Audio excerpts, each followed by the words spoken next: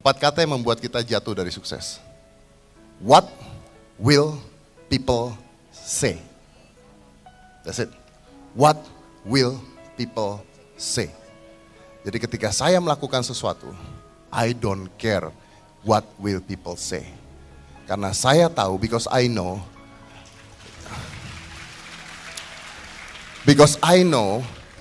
I cannot make everybody happy. Gue gak bisa bikin semua orang suka sama gue. Gak bisa. Gak mungkin bisa.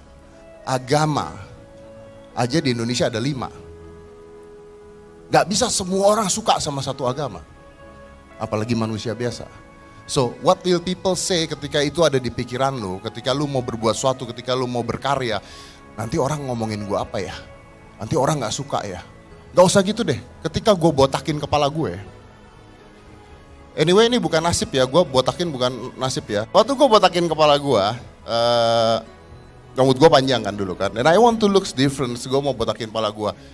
Yang ada di pikiran gue pasti adalah, what will people say? Gimana kalau orang-orang gak suka? Gimana kalau kepala gue peyang ternyata? Gak pernah tahu lu botakin, ternyata peyang kan lu gak tahu. Tapi that's the idea. Itu, what will people say? Dan selama saya berkarya udah 25 tahun, I start with what will people say? Gimana kalau orang ngomongin gue? Gimana kalau orang gak suka sama gue? Gimana kalau gue begini nanti orangnya begini? Aduh, kalau Anda mau maju, kalau lu lihat Instagram gue, yang ngatain gue banyak banget. Botak lu, itu bukan ngatain ya. Tapi yang ngatain gue banyak banget. Yang gak suka sama gue banyak banget. Terus apa? Gue mesti sakit hati, gue mesti bete dan sebagainya. Capek, hidup gak usah mikirin gituan. Tapi dari yang ngatain gue dari 10, yang suka 100. So what? Jadi I don't care what people say. If you don't agree with me, then walk your own way. I don't really care. Kalau lu gak bisa terima, you're gone dude. You're just gone. Pada saat saya berhenti main sulap, saya adalah satu-satunya magician di Indonesia yang mendapatkan penghargaan dunia sebagai world best mentalist. Diadunya di Amerika. Jadi gue juara 1. Jadi di dunia pada tahun 2010-2011 di dunia itu saya juara 1, world best. Tahun 2012 gue nggak ikut, takut kalah. Tapi gue world best. Pada saat itu saya memutuskan untuk berhenti.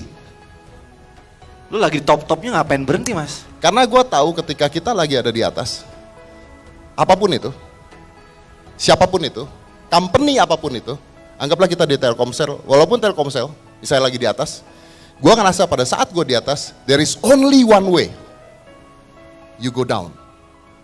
Gak ada pilihan lain. You're top of the hills. Lu mau kemana lagi larinya? Satu-satunya larinya adalah lu turun ke bawah. Karena yang di bawah, singa-singa macan-macan yang di bawah ini, makin lama makin ganas. There is one day akan ada anak muda yang lebih keren, yang lebih jago, yang lebih hebat mungkin, will come, gue hilang. Jadi pada saat itu gue dapat gelar master di luar negeri, and I decide I am the best of the best di Indonesia. Pada saat itu di luar negeri, worldwide, I have to stop. Jadi sampai sekarang walaupun gue udah gak main sulap, semua pesulap-pesulap, sampai nanti pun ada keluar lebih hebat lagi manggil gue master. Tapi kalau gue masih main dan gue kalah nanti, Pak Tarno tuh kan sekarang lebih terkenal dari gue. Rambutnya pak, jargonnya pak. Nanti gue habis. Jadi justru kapan kita harus berubah adalah pada saat kita lagi di atas-atasnya. Dan itu susahnya minta ampun. Gue kehilangan job banyak banget, kehilangan kontrak banyak banget, kehilangan uang banyak banget. Gue termasuk yang paling mahal di Indonesia. Dan gue harus ngilangin itu semua. Karena gak bisa kita stay di situ terus. It need to change. Hitam putih juga berubah terus. Gak seperti itu terus gitu. Jadi apapun yang gue lakukan, gue harus berubah terus. Ini yang bisa ditakutin sama orang-orang. Ketika dia di atas, dia gak mau berubah. Ada lagi satu. Sekarang bukan orang tua yang gak bisa berubah. Tapi anak milenial yang jadi orang tua. Anak yang milenial jadi orang tua? Jadi orang tua. Karena berada di zona nyaman. Banyak banget. Anak muda nih. Iya. Anak muda, banyak kan anak muda. Begitu YouTube-nya tidak jalan, they don't even know what to do. Dan itu anak muda semua, anak milenial semua. Karena pada saat dia di situasi, di kondisi itu, mereka udah ngerasa nyaman banget. Gue di sini udah pasti seumur hidup lah gitu. Oke, assalamualaikum warahmatullahi wabarakatuh. Perkenalkan, nama saya Muhammad Dafa Khairi Akbar. Kali ini saya akan menganalisa public speaking dari seorang master pesulap di Indonesia dan di dunia juga, yaitu siapa tidak kenal dengan beliau, yaitu adalah Deddy Corbuzier.